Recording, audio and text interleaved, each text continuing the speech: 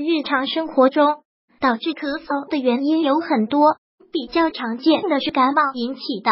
一般来说，感冒引起的咳嗽一般是短期的，但是有一些人在出现咳嗽后就会咳嗽不止。咳嗽的危害：损伤咽喉和肺部。长期咳嗽不加以调理或者是往往会损伤咽喉和肺部。咳嗽的危害也很多，最主要的是对肺的损伤。长期慢性咳嗽会使肺内压增高，在有肺部疾病时，如慢性支气管炎症、肺结核病人，剧烈咳嗽可使肺泡变弹性减弱，最终导致肺泡破裂，形成肺大泡，形成恶性循环。其次，咳嗽本身会造成咽喉部充血，不利于咽喉炎的康复。拍身体20下，咳嗽第2天就好。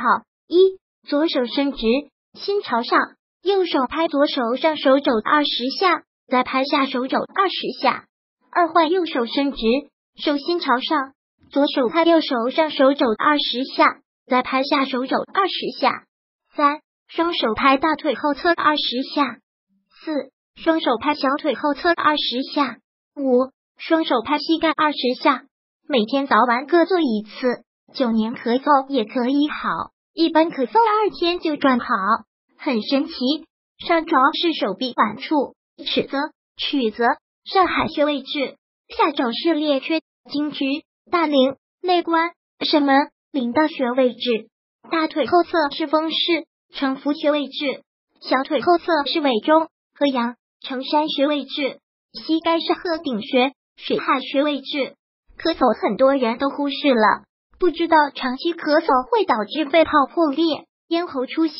每天拍拍身体20下，咳嗽第2天就好，就是这么神奇。